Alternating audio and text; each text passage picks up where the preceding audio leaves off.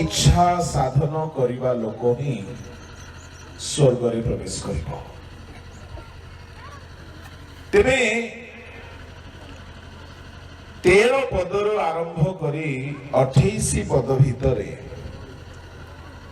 स्वर्गस्थ पितांग इच्छा साधन को भिन्न भिन्न भाव वर्णना करागला। प्रथमतः स्वर्गस्थ पितांग इच्छा साधन हेउछि संकीर्ण द्वार देकी प्रवेश करिबा। द्वितीयतः जदि आमे 15 रु 20 पढ़िबा आंभ माननकु भल फल उत्पन्न करिबा। जदि आमे 13-14 पढ़िबा संकीर्ण द्वार दे प्रवेश कर, संकीर्ण पथ दे गमन कर बोली कहउछन्ते।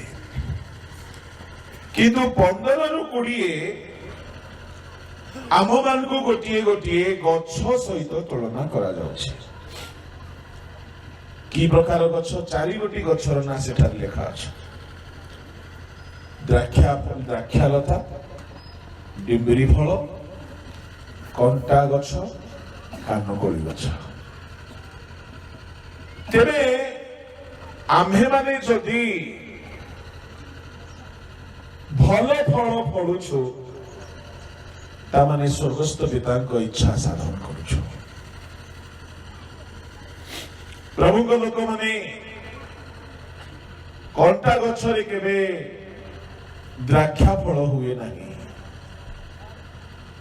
कानकोली गछरे केबे डिम्बुरी हुए नहीं।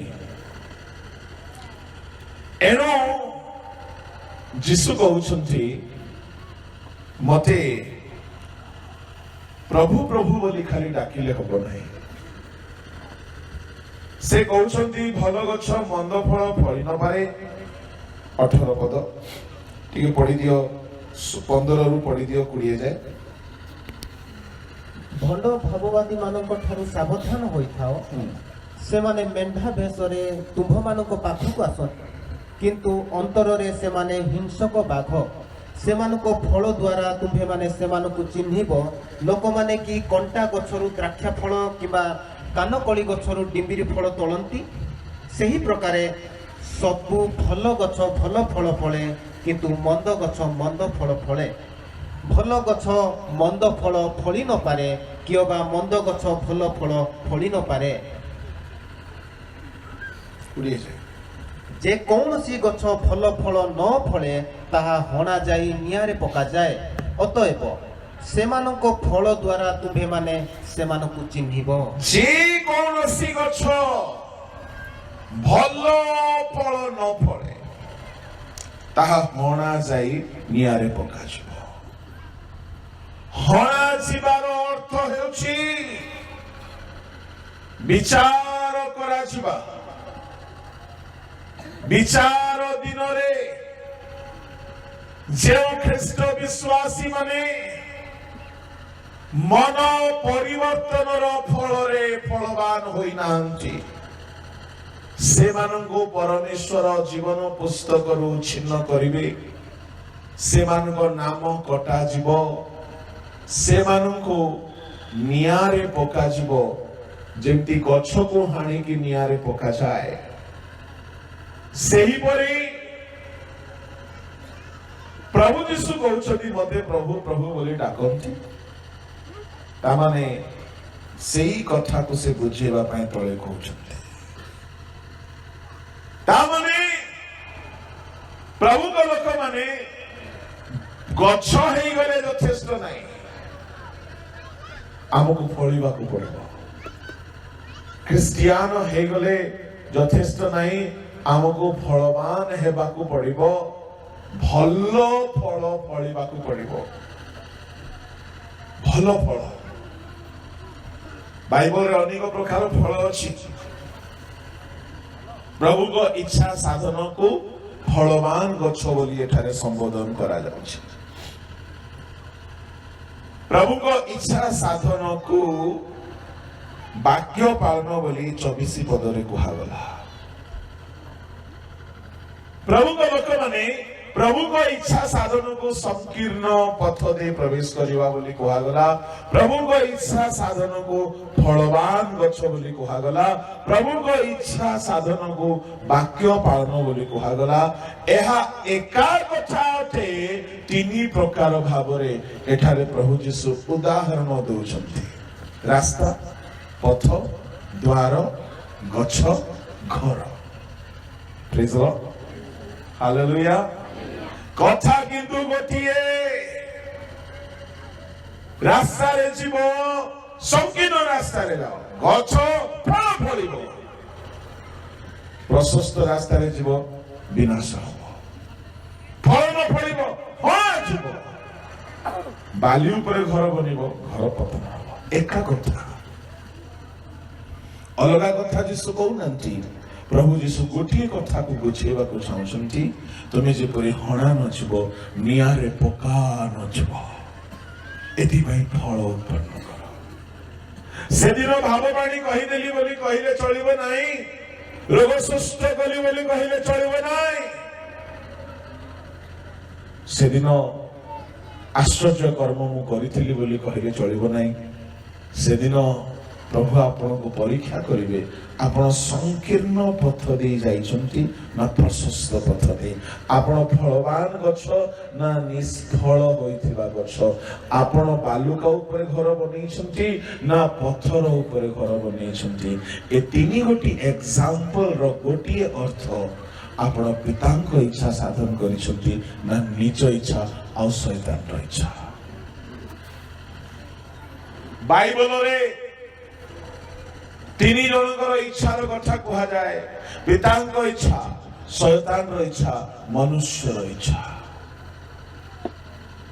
ପ୍ରଭୁଙ୍କ ଲୋକମାନେ ଆମେ କାହାର ଇଚ୍ଛା ସାଧନ କରୁଛୁ? ଏ ତିନି ଗୋଟି ଉଦାହରଣ ମଧ୍ୟରୁ ମୁଁ ଟିକେ କହିବି ଫଳ ଆଉ ଗଛ ସମ୍ବନ୍ଧରେ। ଯଦି ଆପଣମାନେ ଭଲ ଫଳ ଫଳିବେ ନାହିଁ ତ କଣ ହେବ? 19 ପଦରେ କଣ ହେବ? ଆଉ ଥରେ ପଢିଦିଅ ବାବୁ। ଯେ କୌଣସି ଗଛ ଭଲ ଫଳ ନ ଫଳେ ତାହା ହଣା ଯାଇ ନିଆଁରେ ପକାଯାଏ। ଭଲ ଫଳ, ମାଥିଉ 3 ଅଧ୍ୟାୟରେ ଉପଯୁକ୍ତ ଫଳ ବୋଲି କୁହାଗଲା 8 ପଦରେ। ଏଣୁ ମନ ପରିବର୍ତ୍ତନର ଉପଯୁକ୍ତ ଫଳ ଉତ୍ପନ୍ନ କର। ମନ ପରିବର୍ତ୍ତନ କଲା ପରେ ଉପଯୁକ୍ତ ଫଳ ଉତ୍ପନ୍ନ କର। ଭଲ ଫଳ, ଉପଯୁକ୍ତ ଫଳ। କାହିଁକି? 9 ପଦ ପଢ, 10 ପଦ ପଢ। ପୁଣି ଅବ୍ରାହମ ତ ଆମ୍ଭମାନଙ୍କର ପିତା ମନେ ମନେ ଏପରି କହିବାକୁ ଭାଳ ନାହିଁ, କାରଣ ମୁଁ ତୁମ୍ଭମାନଙ୍କୁ କହୁଅଛି, ଈଶ୍ୱର ଏହି ପଥର ଗୁଡ଼ିକରୁ ଅବ୍ରାହମଙ୍କ ନିମନ୍ତେ ସନ୍ତାନ ଉତ୍ପନ୍ନ କରିପାରନ୍ତି। ଆଉ ଏବେ ସୁଦ୍ଧା ଗଛ ଗୁଡ଼ିକ ମୂଳରେ କୁରାଢ଼ୀ ଲାଗିଅଛି। ଅତଏବ ଯେ କୌଣସି ଗଛ ଭଲ ଫଳ ନ ଫଳେ ତାହା ହଣାଯାଇ ନିଆଁରେ ପକାଯିବ। ଯେ କୌଣସି ଗଛ ଭଲ ଫଳ ନ ଫଳେ ତାହା ହଣାଯାଇ ନିଆଁରେ ପକାଯିବ। ପ୍ରଭୁଙ୍କ ଲୋକମାନେ ଭଲ ଫଳ ଫଳିବାକୁ ପଡିବ, ଉପଯୁକ୍ତ ଫଳ ଫଳିବାକୁ ପଡିବ, ବହୁମୂଲ୍ୟ ଫଳ ଫଳିବାକୁ ପଡିବ। ଯାକୋବ 5:7 ପଢନ୍ତୁ।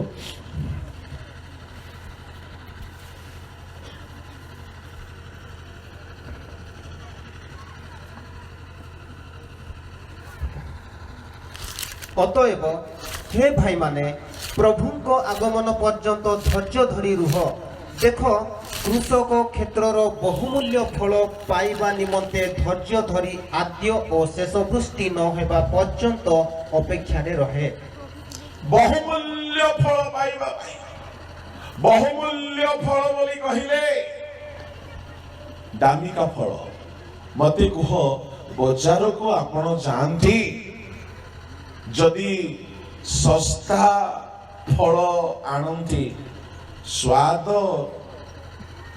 ନଥିବାର ସମ୍ଭାବନା ଥାଏ। ଆପଣ ଗୋଟିଏ ଏପଲ ଦୋକାନକୁ ଗଲେ, ତିନି ଚାରି ପ୍ରକାରର ଆପଲ ଥାଏ। କିଛି ଶସ୍ତା ଥିବ, କିଛି ଟିକେ ମଧ୍ୟମ ମହଙ୍ଗା ଥିବ, କିଛି ବେଶୀ ମହଙ୍ଗା ଥିବ। କୋଉଟା ବେଶୀ ସ୍ୱାଦ ଥିବ? ଯୋଉଟା ବେଶୀ ମହଙ୍ଗା।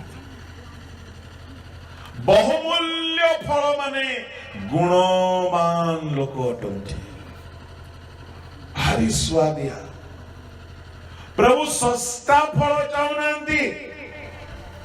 ଶୁଣନ୍ତୁ, ବାଇବଲ ଅନୁସାରେ ତାକୁ ବହୁତ ଭାବରେ ବର୍ଣ୍ଣନା କରାଯାଇ ପାରିବ। ମୁଁ ଟିକେ ଆପଣମାନଙ୍କୁ କହିବି କେଉଁ ସ୍ୱଭାବ ମହଙ୍ଗା, କେଉଁ ସ୍ୱଭାବ ଶସ୍ତା।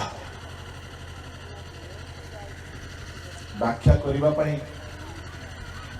ବହୁ ସମୟର ଆବଶ୍ୟକ, ଏଣୁ ସବୁ କଥା ନ କହି ମୁଖ୍ୟ କଥା କହିବି।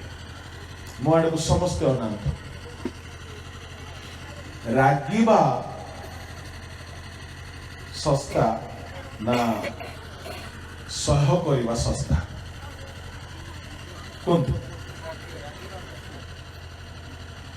କାହିଁକି ଶସ୍ତା? ଫଟ୍ କରି ବାହାରି ପଡେ।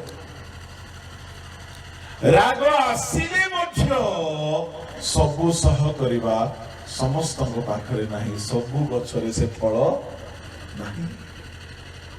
ବହୁମୂଲ୍ୟ ଫଳ।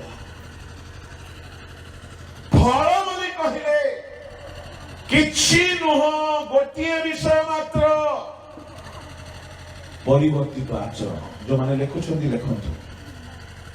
ମନ ପରିବର୍ତ୍ତନର ଫଳ, ଆତ୍ମାଙ୍କ ଫଳ, ଧାର୍ମିକତାର ଫଳ, ବହୁମୂଲ୍ୟ ଫଳ, ଉପଯୁକ୍ତ ଫଳ, ଭଲ ଫଳ। ଗୋଟିଏ ଅର୍ଥ, ତାହାର ଅର୍ଥ। ଅନେକ ଅର୍ଥ ନାହିଁ, ଗୋଟିଏ ଅର୍ଥ ହଉଛି ପରିବର୍ତ୍ତିତ ଆଚରଣ। ଯେତେବେଳେ ଧ୍ରୁବଜହନ କହିଲେ ମନ ପରିବର୍ତ୍ତନର ଉପଯୁକ୍ତ ଫଳ ଉତ୍ପନ୍ନ କର, ଲୋକେ ବୁଝି ପାରିଲେ ନାହିଁ। ଆଜ୍ଞା ଆମେ କଣ କରିବୁ? ସେତେବେଳେ ସେ ସେମାନଙ୍କୁ ବୁଝେଇ ଦେଲେ। ବାହାର କରନ୍ତୁ ଆଉ ପଢନ୍ତୁ। କୋଉଟା ବାହାର କରିବେ? ଲୁକ ସୁସମାଚାର, ହାଲେଲୁୟା, 3 ଅଧ୍ୟାୟ 8 ପଦରୁ ପଢି ଚାଲନ୍ତୁ। ଏଣୁ ମନ ପରିବର୍ତ୍ତନର ଉପଯୁକ୍ତ ଫଳ ଉତ୍ପନ୍ନ କର। ପୁଣି ଅବ୍ରାହମ ଆମ୍ଭମାନଙ୍କର ପିତା ମନେ ମନେ ସୁଦ୍ଧା ଏପରି କୁହ ନାହିଁ, କାରଣ ମୁଁ ତ ତୁମ୍ଭମାନଙ୍କୁ କହୁଅଛି, ଈଶ୍ୱର ଏହି ପଥର ଗୁଡ଼ିକରୁ ଅବ୍ରାହମଙ୍କ ନିମନ୍ତେ ସନ୍ତାନ ଉତ୍ପନ୍ନ କରିପାରନ୍ତି। ଆଉ ଏବେ ସୁଦ୍ଧା ଗଛ ଗୁଡ଼ିକ ମୂଳରେ କୁରାଢ଼ୀ ଲାଗିଅଛି। ଅତଏବ ଯେକୌଣସି ଗଛ ଭଲ ଫଳ ନ ଫଳେ ତାହା ହଣାଯାଇ ନିଆଁରେ ପକାଯିବ। ଏଥିରେ ଲୋକ ସମୂହ ତାଙ୍କୁ ପଚାରିବାକୁ ଲାଗିଲେ, ତାହା ହେଲେ ଆମ୍ଭେମାନେ କଣ କରିବା? ଟିକେ ରହିଯାଅ। ଯେକୌଣସି ଗଛ ଭଲ ଫଳ ନ ଫଳେ ତାହା ହଣାଯାଇ ନିଆଁରେ ପକାଯିବ। ସେତେବେଳେ ଲୋକେ ପଚାରିଲେ, ଆମେ କଣ କରିବା? ଆମେ କଣ କରିବା? ସେ ସେମାନଙ୍କୁ ବୁଝାଉଛନ୍ତି କେମିତି ଫଳ ଫଳିବ। ମନ ପରିବର୍ତ୍ତନର ଫଳ କଣ ସେ ବୁଝାଉଛନ୍ତି। ଶୁଣନ୍ତୁ, 3-4 ଗୋଟି ଉଦାହରଣ ଦଉଛନ୍ତି। Praise the Lord। କଣ କଣ? ପ୍ରଥମ ଉଦାହରଣ ପଢନ୍ତୁ। ସେ ସେମାନଙ୍କୁ ଉତ୍ତର ଦେଲେ, ଯାହାର 2ଟି ଅଙ୍ଗରଖା ଅଛି ସେ ଯାହାର ନାହିଁ ତାହାକୁ ଗୋଟିଏ ଦେଉ। ପ୍ରଥମ ଉଦାହରଣ, ଯାହାର 2ଟି ଅଙ୍ଗରଖା ଅଛି ଗୋଟିଏ ଅଙ୍ଗରଖା ଅନ୍ୟକୁ ଦେଉ। ଶୁଣ, ମୋ ଆଡକୁ ଶୁଣ। ଯାହାର 2ଟା ପୋଷାକ ଅଛି, ଅଙ୍ଗରଖା ବୋଲି କହିଲେ ବସ୍ତ୍ର। ଯାହାର 2ଟା ବସ୍ତ୍ର ଅଛି, ଗୋଟିଏ ବସ୍ତ୍ର ଅନ୍ୟକୁ ଦାନ କର। ଶୁଣୁଛନ୍ତି ମୋ ଆଡକୁ ସମସ୍ତେ? ତାହେଲେ ମତେ ଟିକେ ପିଲାମାନେ ସାହାଯ୍ୟ କରିବେ। ଶତକଡ଼ା କେତେ ଭାଗ ଦାନ ଦେବା ପାଇଁ କୁହାଗଲା ଏଠାରେ? ଯୋଉମାନେ ସ୍କୁଲ କଲେଜରେ ପଢୁଥିବା ପିଲାମାନେ କେତେ? ସୁବିଲା ନାହିଁ, ସମ୍ପୂର୍ଣ୍ଣ ନାହିଁ। ଯଦି 2ଟି ଅଛି ତ ଗୋଟିଏ ଦିଅ, ପୁରାପୁରି ଦିଅ ବୋଲି ତ କୁହାଯାଏ ନାହିଁ। ଶତକଡ଼ା କେତେ ଭାଗ ଦାନ ଦେବା ପାଇଁ କୁହାଗଲା? 50%। ଦେଉଛୁ କି ଆମେ ନାଇଁ 10 ଟଙ୍କା ଦେଇ ଦେଉଛୁ ଚିରା ନୋଟ ମତେ ବେଳେ ବେଳେ ଦାନ ଗୁଡାକ ମିଳେ ଯେ ସେ କୋ ଦୋକାନ ବାଲା ବି ନେବ ନା ଅଟୋ ବାଲା ବି ନେବ। ଶୁଣନ୍ତୁ ଧ୍ୟାନରେ, ମନ ପରିବର୍ତ୍ତନର ଫଳ ବୋଲି କହିଲେ ଦୁଇଟି ଯଦି ଶାଢୀ ଅଛି ଗୋଟେ ଅନ୍ୟକୁ ଦାନ କର ଯାହାକୁ ନାହିଁ। ମୋର ପ୍ରଶ୍ନ, ଆମ ଘର ମାନଙ୍କରେ 50, 60, 70, 80, 100 ଶାଢୀ ଥାଉଛି। ଯୋଉ ମା ମାନେ ମାଉସୀ ମାନେ ବାହା ହେଇକି 20 ବର୍ଷ ହେଇଗଲା ଗୋଟେ 100ଟା ଶାଢୀ ଥିବ ନା ନାହିଁ? ରଖିଥିବେ, ଦେଖୁଥିବେ, ବୋଉକୁ ପିନ୍ଧିବାକୁ ଦେବେ ନାହିଁ, କାହାକୁ ପିନ୍ଧିବାକୁ ଦେଖୁ ନାହିଁ, ଦେଖୁଥିବେ, ଖୁସି ହେଇଯାଉଥିବେ। ଗିର୍ଜା ଘରେ ବେଶୀ ଧାର୍ମିକ ଦେଖେଇ ହଉଥିବେ। ବାଇବଲରେ ଲେଖା ଅଛି 2ଟା ଥିଲେ ଗୋଟିଏ ଦାନ କର। ତାମାନେ ଯେତିକି ଅଛି, ଯଦି ପ୍ରଭୁ ସତରେ ଯଦି ଏ ବାକ୍ୟ ଅନୁସାରେ ବିଚାର କରିବେ, କେତେ ଲୋକ ସ୍ୱର୍ଗ ଯିବେ? ଯଦି ପ୍ରଭୁ এই বাক্য অনুসারে বিচার দিନରେ বিচার করিবে, তার 2টা ଅଛି গোটে দিও ଆମେ দেউଛୁ কি? লেখা ଅଛି বলে প্রভু তো মজাকরে লেখি নাନ୍ତି না, সে নিশ্চয় তাহা অপেক্ষা করিবে।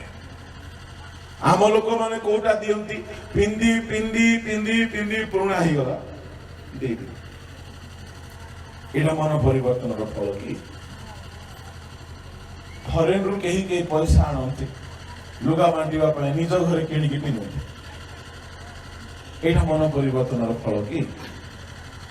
ଏଣୁ ପ୍ରଭୁ ପ୍ରଭୁ କହିଲେ ହେବ ନାହିଁ। ଫଳ ଉତ୍ପନ୍ନ କର, କର୍ମରେ, ଆଚରଣରେ। କେତେ ଲୋକ ସ୍ୱର୍ଗ ଯିବେ ଜଣା ପଡୁନାହିଁ, ବୁଝା ପଡୁନାହିଁ। 2ଟି ଶାଢୀ ଅଛି ଗୋଟେ ଦେଇଦିଅ, 2ଟା ପ୍ୟାଣ୍ଟ ଅଛି ଗୋଟେ ଦେଇଦିଅ। 50ଟା ଥିଲେ କେତେଟା ଦେଇଦିଅ କୁହନ୍ତୁ? 25ଟା ଦେଇଦିଅ। 100ଟା ଥିଲେ କେତେଟା ଦେଇଦିଅ? 50ଟା ଦେଇଦିଅ। ଦିଅ। ବାଇବଲରେ ଜଣେ ଲୋକ ମନ ପରିବର୍ତ୍ତନର ବାସ୍ତବ ଆଚରଣ କଲା, ସେତେବେଳେ ଯୀଶୁ କହିଲେ ଏ ଗୃହରେ ପରିତ୍ରାଣ ଉପସ୍ଥିତ। କିଏ ସେ? ଜଣକୁ ଯୀଶୁ କହିଲେ। କାହାକୁ କହିଲେ? ଯକ୍ଷ କହିଲା ମୋର ସମ୍ପତ୍ତିର ଅର୍ଧେକ ଦରିଦ୍ର ମାନଙ୍କୁ ଦଉଛି। କଣ ଭାବୁଛନ୍ତି ପରିବର୍ତ୍ତନ ବୋଲି କହିଲେ? ନା ଚେଞ୍ଜ ହେଇଗଲା, ଖ୍ରୀଷ୍ଟିଆନ ନା ରଖିଦେଲେ, ତାହା ପରିବର୍ତ୍ତନ କି? ତାହା ପରିବର୍ତ୍ତନ ନାହିଁ, ଆଚରଣରେ ପରିବର୍ତ୍ତନ। ଲୁକ 19:8 ପଢନ୍ତୁ। ଯଦି କିନ୍ତୁ ଯକ୍ଷ ଠିଆ ହୋଇ ପ୍ରଭୁଙ୍କୁ କହିଲେ, ହେ ପ୍ରଭୁ, ଦେଖନ୍ତୁ ମୋର ସମ୍ପତ୍ତିର ଅର୍ଧେକ ମୁଁ ଦରିଦ୍ର ମାନଙ୍କୁ ଦାନ କରୁଅଛି। ଆଉ ଯଦି ଅନ୍ୟାୟରେ କାହାରି ଠାରୁ କିଛି ନେଇଥାଏ, ତେବେ 4 ଗୁଣରେ ତାହା ଫେରାଇ ଦେଉଅଛି। ସମ୍ପତ୍ତିର ଅର୍ଧେକ ଫେରାଇବାର କଥା ଯକ୍ଷ ଡୁବକ ଜହନଙ୍କର ଶିକ୍ଷାରୁ ଶୁଣିଥିଲା। 2ଟା ଅଛି, ଗୋଟେ ଦେଇଥିଲା, ପାଳନ କରୁନଥିଲା। ଯେଉଁଦିନ ଧରା ପଡିଲା ସେଦିନ ଅଧା ଦାନ କରୁଛି। ଏହାକୁ କୁହାଯାଏ ପରିବର୍ତ୍ତନ। ଏହାକୁ କୁହାଯାଏ ପରିବର୍ତ୍ତନ। ଯକ୍ଷ ଯେଉଁଦିନ ପରିବର୍ତ୍ତନ ହେଲା, ଗୋଟେ ରହସ୍ୟର କଥା ମୁଁ ଆପଣମାନଙ୍କୁ କହୁଛି। ସେ ପୁରାତନ ନିୟମର ବାକ୍ୟ ବି ପାଳନ କଲା, ନୂତନ ନିୟମର ବାକ୍ୟ ବି ପାଳନ କଲା। ପୁରାତନ ନିୟମର ବାକ୍ୟ କଣ ପାଳନ କଲା? ସେ କହିଲା ଯଦି କାହାର ଅନ୍ୟାୟରେ ଆଣିଛି 4 ଗୁଣ ଫେରାଇ ଦଉଛି। ଏହା ପୁରାତନ ନିୟମର ବ୍ୟବସ୍ଥାରେ ଲେଖା ଅଛି। ଯାତ୍ରା 22:1 ପଢ।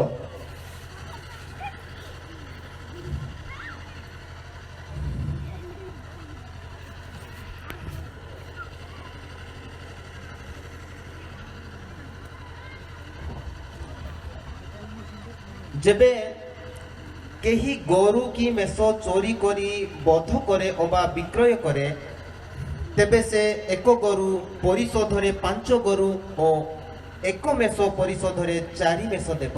4 ମେଷ যদি কেହି চୋରି କରିଥାଏ ଧରା ପଡିଗଲା କେତେଟା ଫେରାଇବ? 4ଟି ଫେରାଇବ। ତା ମାନେ ଯକ୍ଷ ଆଜ୍ଞା ପୁରାତନ ନିୟମର ବାକ୍ୟ ଜାଣିଥିଲା। ଯେଉଁଦିନ ଧରା ପଡିଗଲା ଅନ୍ୟାୟରେ ଆଣିଥିବା ଲୋକମାନଙ୍କ ପାଖକୁ ଯାଇକି 4 ଗୁଣ ଫେରଉଛି। ଯୀଶୁ ଦେଖିଲେ ये 4 गुण फेराइला। Praise the Lord, hallelujah. ଯକ୍ଷ କିଏ ଥିଲା? କିଏ ଥିଲା? ପ୍ରଧାନ କରବାଇ, ଚିଫ ଟैक्स कलेक्टर। से गोटे गोटे जिल्लार गोटे गोटे पोस्ट थाए, से पोस्ट रे थिला डिस्ट्रिक्ट लेवल रो गोटे ऑफिसर, सरकारी ऑफिसर। जागु डरेबो सियाडु पैसा पाइबो, माल पाइबो। अन्याय रे जदि आनी नथिला ए शब्द काई के लेखाला? तमाने अन्याय रे पैसा मारिची, खाइची सरकारी गुंडा, सरकारी ऑफिसर, डिस्ट्रिक्ट लेवल रो ऑफिसर केते पैसा कोन खाइ नथिबो आज्ञा? बाइबल रे कहा विषय सेमती लेखा नहीं, যক্ষ কথা লেখা ଅଛି। ଅନ୍ୟାୟ ରେ ଆଣିଥିଲେ 4 ଗୁଣ ଫେରେଇ ଦଉଛି। ତାମାନେ ଆଣିଛି। ଏତେ ଖରାପ ଲୋକ ଥିଲା ଆଜ୍ଞା, କିସ କହିବି ତାର କଥା। ତାକୁ କେହି ଭଲ ପାଉନଥିଲେ, ସମସ୍ତଙ୍କର ପଇସା ମାରି ଖାଉଥିଲା ସେ। କିନ୍ତୁ ଗୋଟେ ଭଲ ବିଷୟ ଥିଲା, ଯୀଶୁଙ୍କୁ ଦେଖିବାକୁ ଇଚ୍ଛା କରୁଥିଲା। ବେଳେ ବେଳେ ବହୁତ ଖରାପ ଲୋକ ଭିତରେ ଗୋଟେ ଭଲ ବିଷୟ ଥାଏ, ତାହା ତାକୁ ଭଲ କରିଦିଏ। से यीशु को देखिबा ପାଇଁ इच्छा कला, पारिला नहीं, डिबुरी गछरे चढ़िला। से देखि यीशु जाउछन्ते।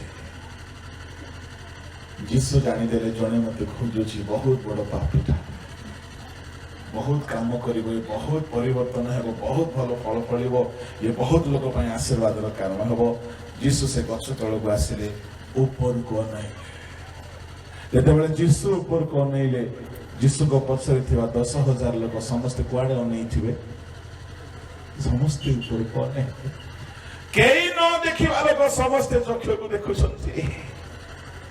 यीशु को पछरे चालंतु, दुनिया आपन को अनैबा को लागिबो। जेतेबेले यीशु कहले ଯକ୍ଷ ଛାନିଆ ମୋ ନା ଜାଣିଦେଲେ। वाओ, ମୋ ନା ଯୀଶୁ ଜାଣିଦେଲେ, ମୁଁ ତ କହିନି। ଯକ୍ଷ ଓହ୍ଲାଇଆସ। ଓହ୍ଲାଇବା ସହଜ ନା ଚଢିବା ସହଜ?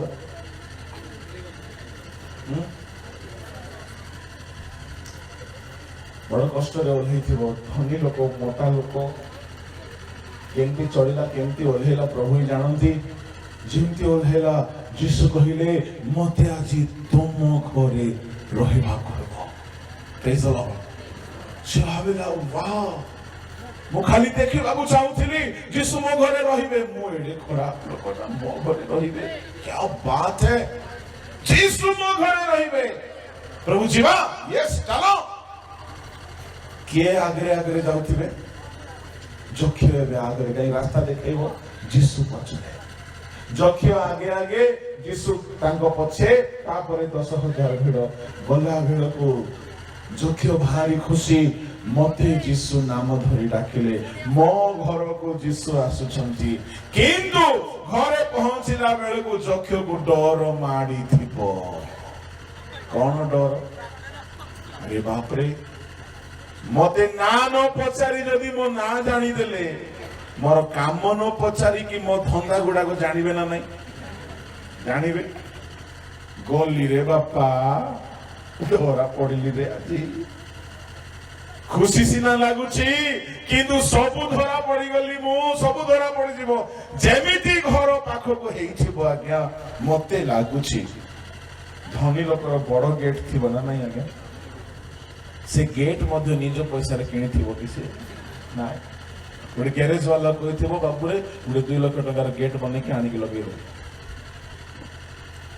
जीसु जते बेले आसिले से गेट को भल्लो रे देखिले। तळ को ऊपर देखुचंदी गेट। ଏତିକି ଭିତରେ ଚକ୍ଷୁ ବୁଝିଗଲା ଗଲି ଗଲି ତଳକୁ ଉପର ଗେଟ୍ ଦେଖିଲା ପରେ ଯକ୍ଷର ମୁହଁ ଦେଖୁଛନ୍ତି।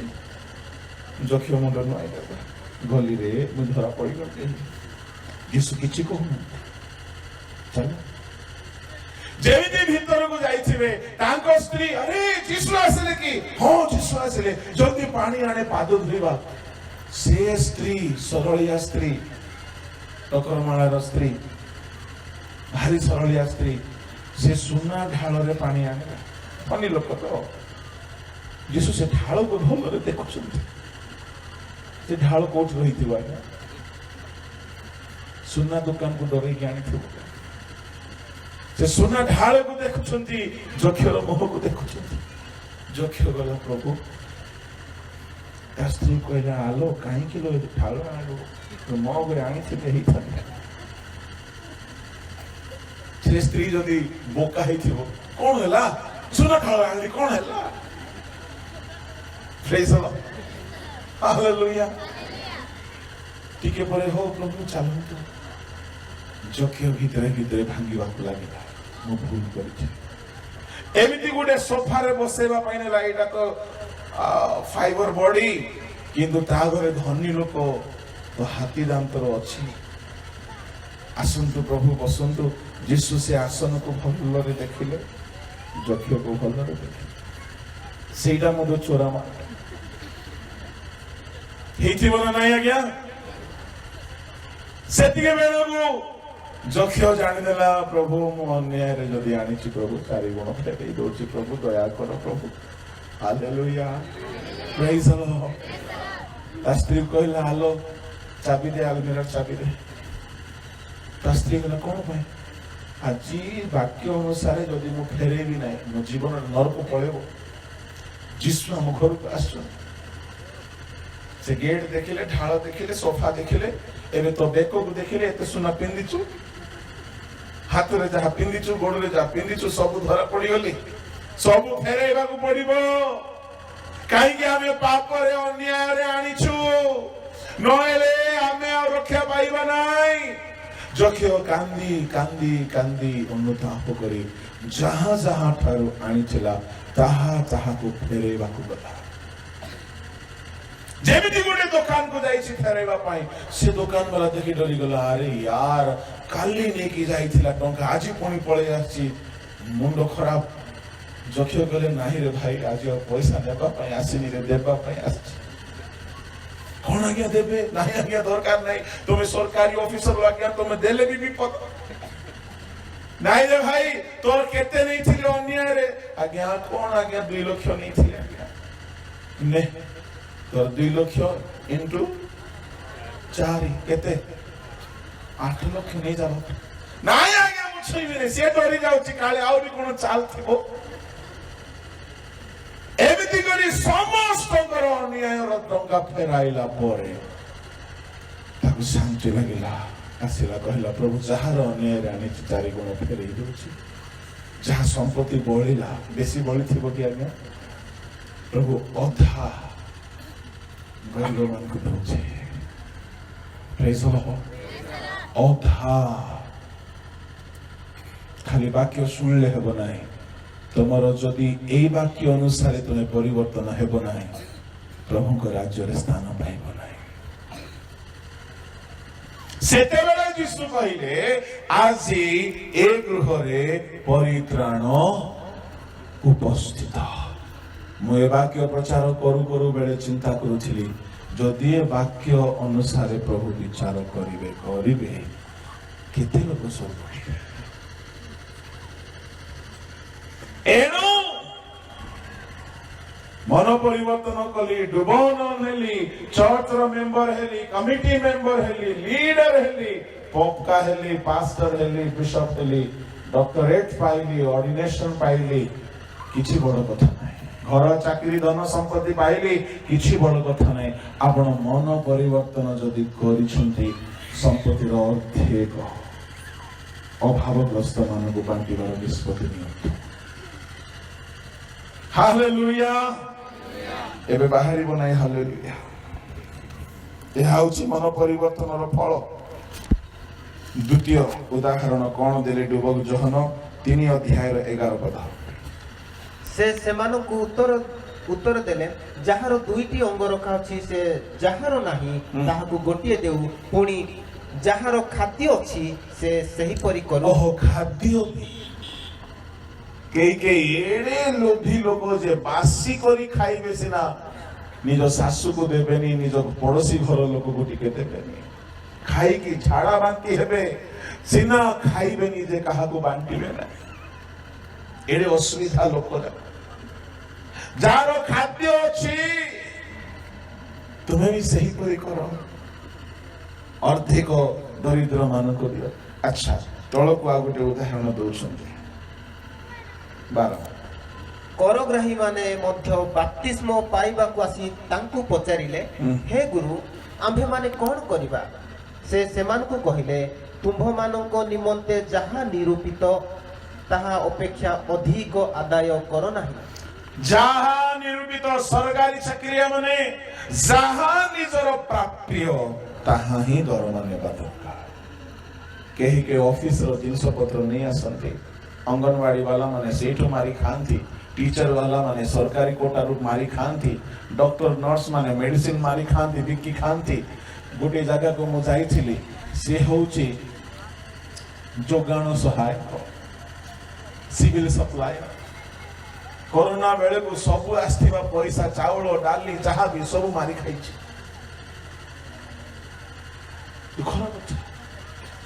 जहां निरूपित ताहा ही तुमर अधिकार देवा दरकार।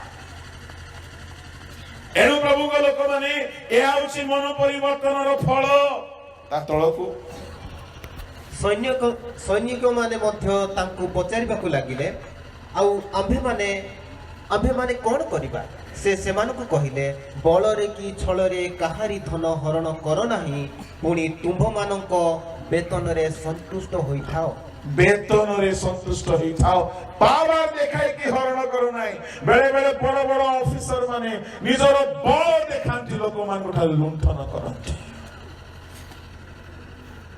प्रियसरंग लोक माने जदि आमे मन परिवर्तन रो फल फळिबा नाही तो आमे होणा जिबा विचार दिन रे आमको ख्रिस्टियन बोली कि प्रभु स्वर्ग रे स्थान देबे नाही हमर आचरण रे केते परिवर्तन आम स्वभाव रे केते परिवर्तन आमर चाली चलन रे केते परिवर्तन एहा परमेश्वर देखिबा पई चाहंती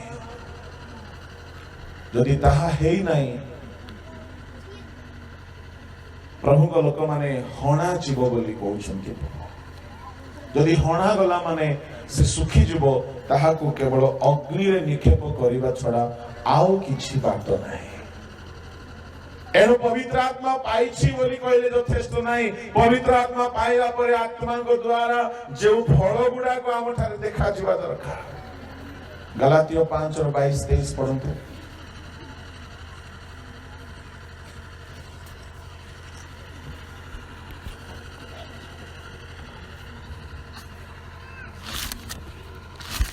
किंतु आत्मांक फल प्रेम आनंद शांति दीर्घ सहिष्णुता परोपकारिता भद्रता विश्वस्तता मृदुता और आत्मसंयम एही समस्त विरुद्ध रे कौन सी व्यवस्था नहीं।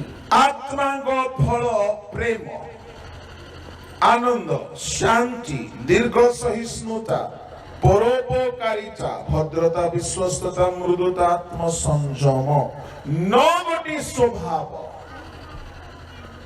भाववाणी आत्मा को फल बोली एठारे कुहा जाए ना वाक्य प्रचार दान आत्मा को फल बोली कुहा जाए ना जदि आपण पवित्र आत्मा पाइछंती तेबे एई सकल स्वभाव आम ठारे देखा जाय एनो प्रभु को लोक माने मो गोटी कथा कहि कि शेष करबी एही रात्रि बेला रे जदि आपण फल फळेबा पई चाहुछंती गोटे गछ विषय लूक 13:5-9 लिखा गला 3 वर्ष है फल फड़ी ना तो चारि पाख खोली की खत देवा पाई माली करले आपण मध्य निज जीवन को फलवान करबा पई चाहुछंती चारि पाख खोलंतु आ खत दियंतु खत संबंध रे मो पदे कहिबी 5-10 मिनिट रे सारिबी प्रथम खत होउची पवित्रता जोहन 15:2 पढंतु 5-6टा खत ना कहिबी केमिति आमे फलवान हेबा जोहन 15:2 जे मो ठारे थिबा जे कौनसी शाखा फल न फले से ताहा से काटी पकांती आउ जे कौनसी शाखा फल फले अधिक फल फलिबा निमंते से ताहा परिष्कार करंती परिष्कार अधिक फल फलिबा पई हेले प्रथम खत होची परिष्कार जीवन होली लाइफ पवित्र जीवन यापन करंतो आपण बहुत फल फलिबे द्वितीय फल होची प्रभु ठारे रहिबा जोहन 15 अध्याय 4-5 पढंतु मो ठारे रुह सेथिरे मु तुम्भ मानक ठारे रहिबी शाखा जेपरी द्राक्षालतारे न रहिले निजरु फल फली पारे नाही सेही परी तुम्भे माने मध्य मो ठारे न रहिले फल फली पारो नाही मो ठारे न रहिले फल फलिबो नाही मो ठारे रुह फलिबो ता माने प्रभुଙ୍କ ठारे रहिबा होची गोटिए खत प्रभुଙ୍କ ठारे रहिबा एहा हमको फलवान करिबो तृतीय खत प्रभुଙ୍କ ठारे भरोसा रखिबा जेरेमिया 17:7-8 पढंतु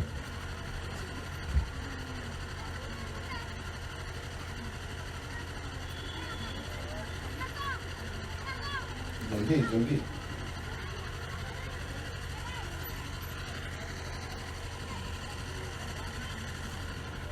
गीत संहिता हितोपदेश उपदेशक परम गीत जिसाय जेरेमिया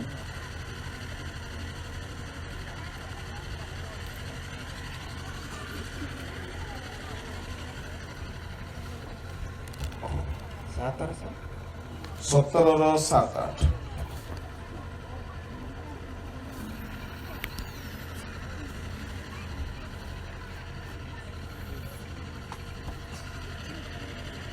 जेउ मनुष्य सदा प्रभु को ऊपर निर्भर करे पुणी सदा प्रभु जहार विश्वास भूमि अटंती से धन्य कारण से जल निकटरे रोपित और नदी कूलरे विस्तृत मूल वृक्ष तुल्य हेबो और ग्रीष्म उपस्थित हेबा बेले से भय करिबो नाही मात्र ताहार पत्र सतेज हेबो आउ अनावृष्टिर वर्षरे से चिंतित हेबो नाही कियोबा ताहार फल फलिबार निवृत्त हेबो नाही जे सदा प्रभु को ऊपर भरोसा रखे मनुष्य ऊपर नहीं संस्था ऊपर नहीं निज पाख पड़ोसी मनुष्य ऊपर नहीं से अनावृष्टिर दिन रे फल फलिबो प्रभु को ऊपर भरोसा एक खत अटे चतुर्थ खत विश्वास जीवन एक खत अटे आदि पुस्तक 26:12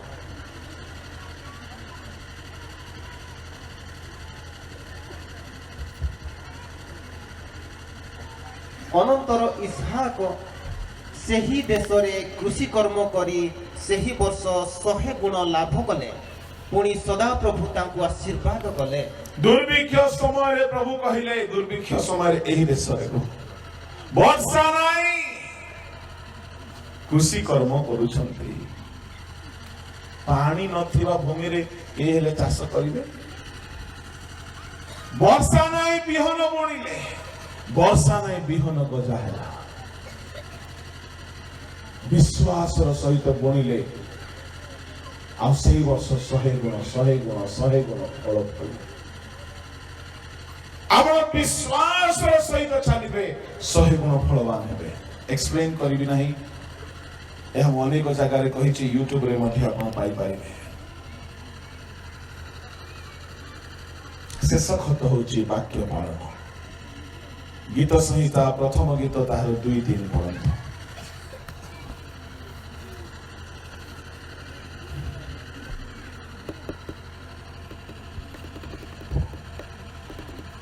ମାତ୍ର ସଦାପ୍ରଭୁଙ୍କ ବ୍ୟବସ୍ଥାରେ ଯାହାର ଆମୋଦ ଥାଏ ଓ ଯେ ଦିବାରାତ୍ର ତାଙ୍କ ବ୍ୟବସ୍ଥା ଧ୍ୟାନ କରେ ସେ ଧନ୍ୟ।